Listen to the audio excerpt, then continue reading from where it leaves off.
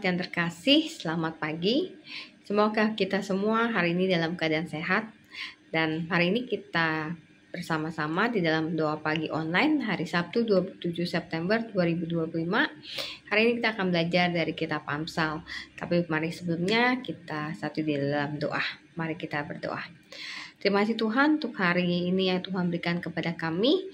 Kami akan merenungkan firman Tuhan. Kami akan mendengarkan apa yang Tuhan inginkan, yang ingin kami lakukan dalam kehidupan kami hari lepas hari. Tuhan buka hati kami sehingga kami boleh memahami, kami boleh dibentuk oleh firman Tuhan.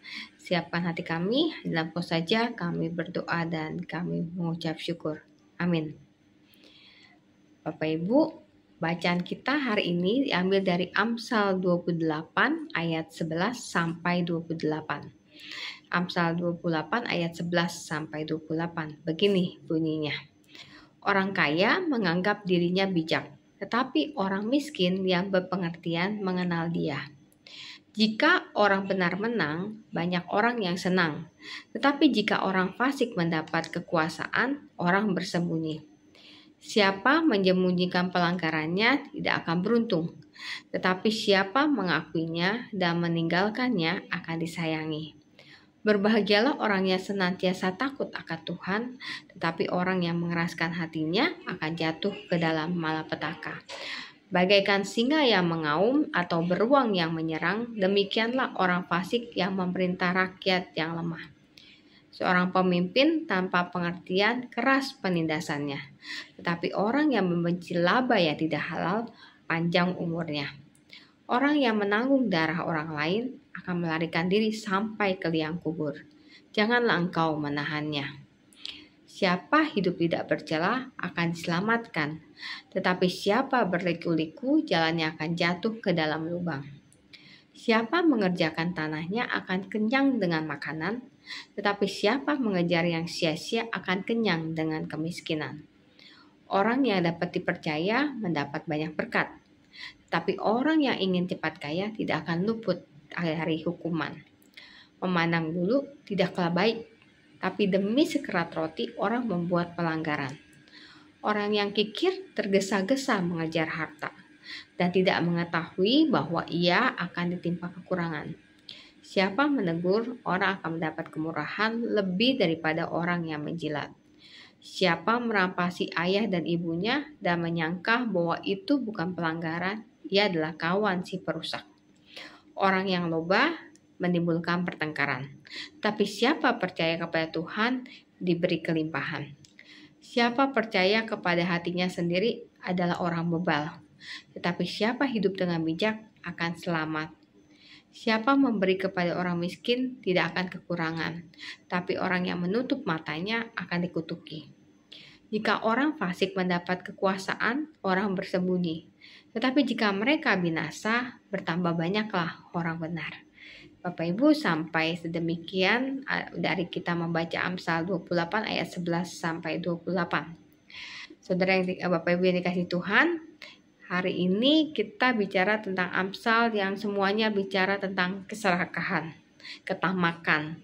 Banyak yang diungkapkan itu mengenai keserakahan. Serakah adalah keinginan yang berkelebihan, yang tidak pernah puas dengan apa yang dimiliki. Itu adalah sifat dasar manusia, tidak pernah puas dengan apa yang dimiliki. Biasanya orang serakah dalam hal satu, kekayaan. Dalam hal ini bisa uang, gitu ya, harta. Kedua, orang serakah dalam mengejar keuntungan dengan cepat, ingin cepat tapi dengan jalan yang pintas, dengan cara instan, begitu ya. Sekarang ini banyak sekali dunia menawarkan keuntungan cepat dengan cara instan. Ketiga, mencari untung dari kelemahan orang lain. Keempat, menutup mata terhadap orang miskin. Kelima, bahkan memakai posisi kuasa untuk menindas orang lain. Itulah kalau kita bicara dari Amsal menyingkapkan tentang biasanya orang celaka dalam hal-hal itu. Ada tentang kemiskinan, ada tentang jalan pintas, gitu, ada tentang kuasa. Itu yang diungkapkan dalam Amsal 28. Bapak Ibu, dalam kehidupan kita seringkali tergoda dengan keserakahan, dengan yang paling banyak adalah dengan jalan pintas. Jalan pintas ingin cepat kaya, ingin untung besar, ingin terkenal, ingin dapat kekuasaan, tapi tanpa proses. Itulah wajah keserakahan. Orang serakah tidak sabar menanti berkat Tuhan. Maunya cepat dapatnya instan. Tuhan, kalau saya mau hari ini, kalau bisa hari ini saya dapat, begitu ya. Dan menghalalkan segala cara. Akhirnya bukan berkat yang didapat, tapi masalah. Misalnya saat berapa banyak orang terjerat dengan investasi bodong, misalnya ya, karena pengen cepat dapat untung, dapat kaya dan cepat, tidak perlu bekerja keras gitu ya. Tapi akhirnya bukan keuntungan yang didapat, tapi uangnya malah hilang, malah lenyap. Keserakahan membuat orang buta akan resiko. Segala cara akan dilakukan, resiko apapun akan diambil. Bahkan saat tidak jarang anak yang banyak terlibat dalam judi online. Ingin cepat dapat untung dengan cara judi sepak bola yang biasanya paling banyak dilakukan gitu ya. Nah, Bapak Ibu, kalau kita bicara tentang orang serakah, kita akan bicara hanya orang serakah itu menimbun harta bagi dirinya sendiri, tapi juga menutup mata dari kebutuhan sesamanya. Amsal sudah bicara tentang itu. Bahkan ada yang memakai posisi atau kuasa untuk menindas, bukan melayani. Itulah keserakahan yang merusak kehidupan sosial. Kita banyak melihat orang tidak peka dengan keadaan sekitar. Yang penting saya, dan saya. Kita bisa melihat begitu banyak orang yang cukup egois, begitu orang yang hanya memikirkan diri sendiri tanpa melihat keadaan kehidupan sosial yang begitu besar kesenjangannya.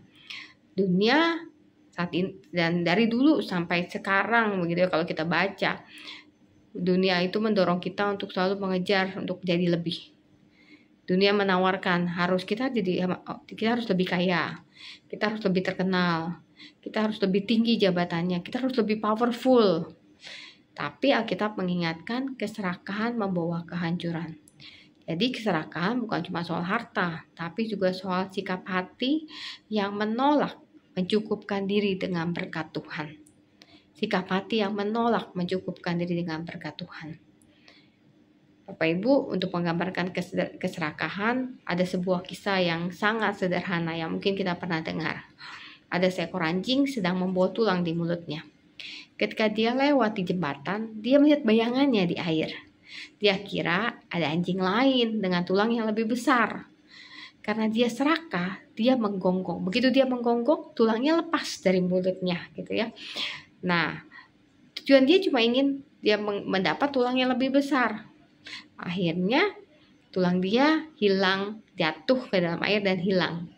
Begitulah keserakahan cerita si anjing, ingin dapat lebih, tulang yang lebih, padahal itu adalah bayangan diri dia.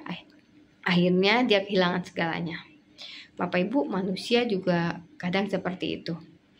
Ketika mata kita tertuju hanya pada apa yang belum kita miliki, yang ada di depan, kadang-kadang kita selalu melihat di sekeliling kita selalu lebih. Saya belum punya handphone yang baru seperti teman saya belum punya mobil yang baru, yang keren banget seperti tetangga saya gitu ya, rumah saya masih begini.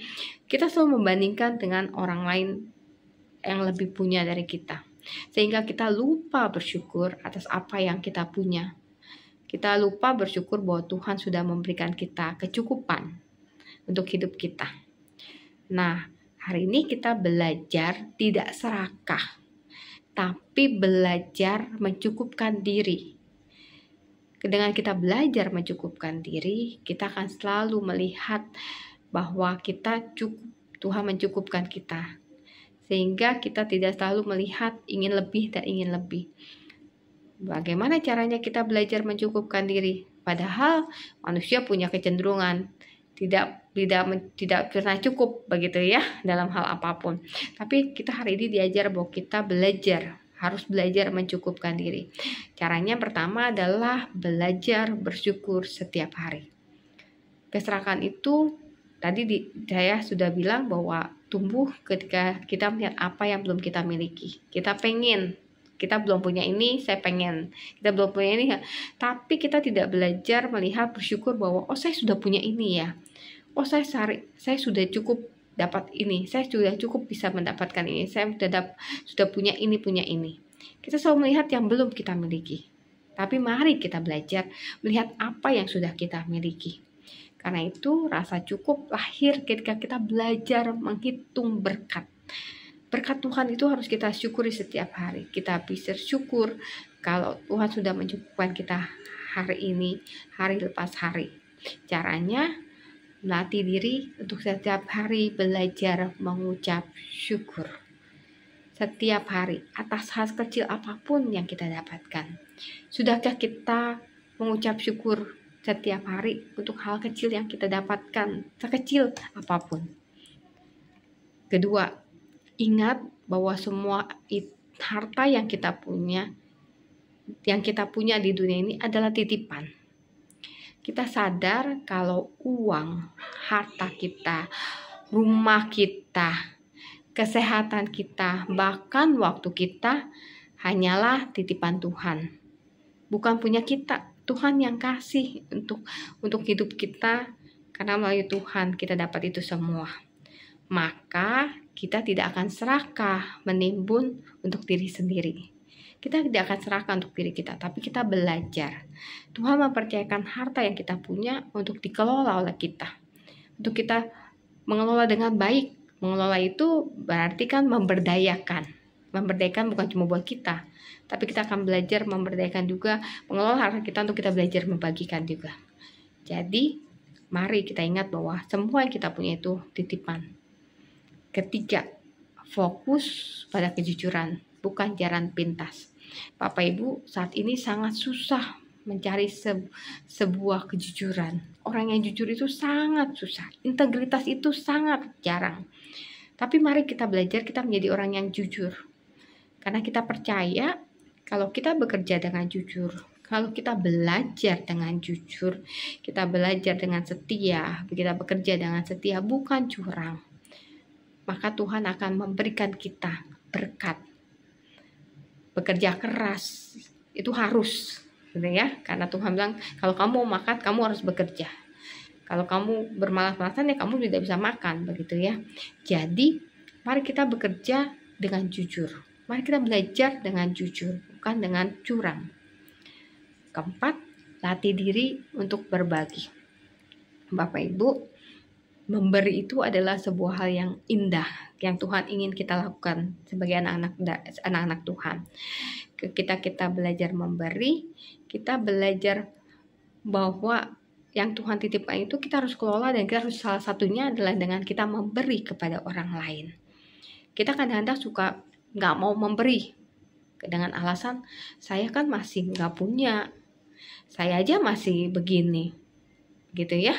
Tapi kita belajar seperti seorang janda yang memberi dari apa yang dia hanya punyanya segitu, tapi dia belajar memberi. Tuhan nggak bilang kamu harus memberi banyak, gitu ya. Tapi Tuhan bilang kita harus memberi, kita harus berbagi.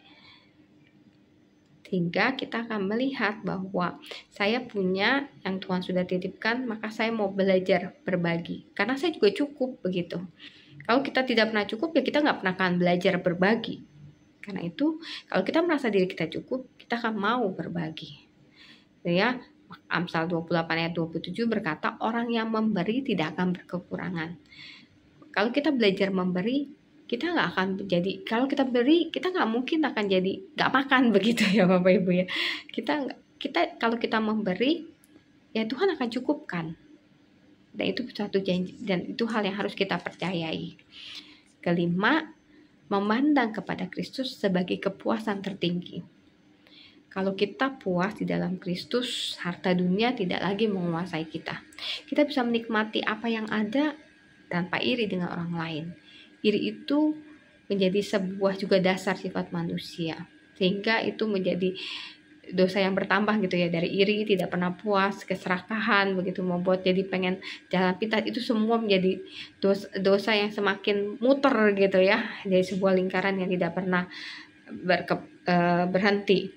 Tapi kalau kita belajar untuk memandang sebagai Kristus sebagai kepuasan tertinggi, kita akan melihat bahwa apa yang saya miliki itu karena dia balik lagi, itu titipan Tuhan kasih kepada saya. Tapi kalau saya punya Kristus, itu adalah kepuasan saya yang sangat tertinggi. Jadi mari kita belajar mencukupkan diri. Bukan berarti malas atau berhenti berusaha, tapi hidup dengan syukur, sadar semua titipan, mari bekerja dengan jujur, belajar dengan jujur, mari belajar berbagi dan menjadikan Kristus sumber kehidupan. Bapak Ibu, mari kita merenungkan apakah kita lebih sering mengejar apa yang belum kita miliki. Atau kita bersyukur atas berkat yang sudah ada. Atau doa kita ya balik lagi, Tuhan saya minta ini, saya minta ini, saya minta ini. Tapi kita nggak pernah berdoa, Tuhan saya bersyukur saya udah punya ini, Tuhan kasih ini, gitu ya. Kedua, kita merenungkan apakah kita lebih mudah untuk memikirkan untuk diri kita, atau kita mau berbagi bagi sesama kita. Mari kita belajar cukup jujur, murah hati, dan cukup. Karena hidup bukan diukur dari berapa banyak yang kita miliki, melainkan dari bagaimana kita menggunakan apa yang Tuhan percayakan kepada kita. Mari kita lakukan 3 hal, Bapak Ibu. Hari ini kita belajar bersyukur, belajar mencukupkan diri. Kita belajar setia kepada Tuhan dengan cara jujur. Mari kita belajar berbagi. Itu dapat kita lakukan dalam kehidupan kita sehari-hari. Dengan rasa kita melakukan apa yang Tuhan inginkan, dengan mari kita mencukupkan diri, mari kita setia, mari kita berbagi. Tuhan Yesus menolong kita dan memberkati kita. Amin. Mari kita satu dalam doa. Tuhan Yesus, kami bersyukur kalau Tuhan memberikan begitu banyak apa yang sudah kami punya dalam hidup kami, dalam keluarga kami. Ampuni kami ketika kami kadang melihat dan meminta apa yang belum kami punya. Dan kami selalu meminta. Tapi hari ini kami belajar, kami mau berucap syukur atas apa yang Tuhan berikan.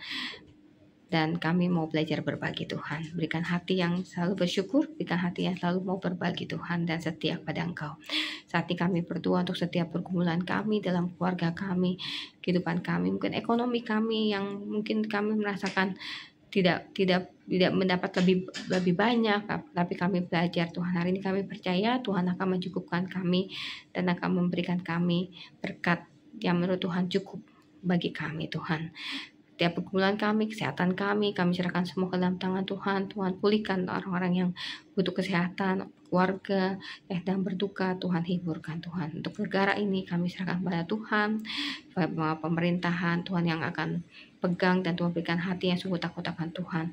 Kami menyerahkan Tuhan hari ini dalam tangan Tuhan. Semua yang kami lakukan biarlah kami belajar mempercayakan hidup kami ke dalam tangan Tuhan.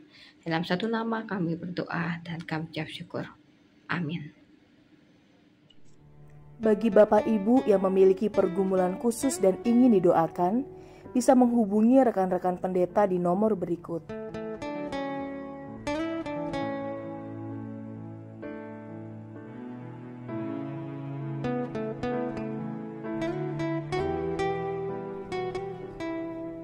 Tuhan Yesus memberkati.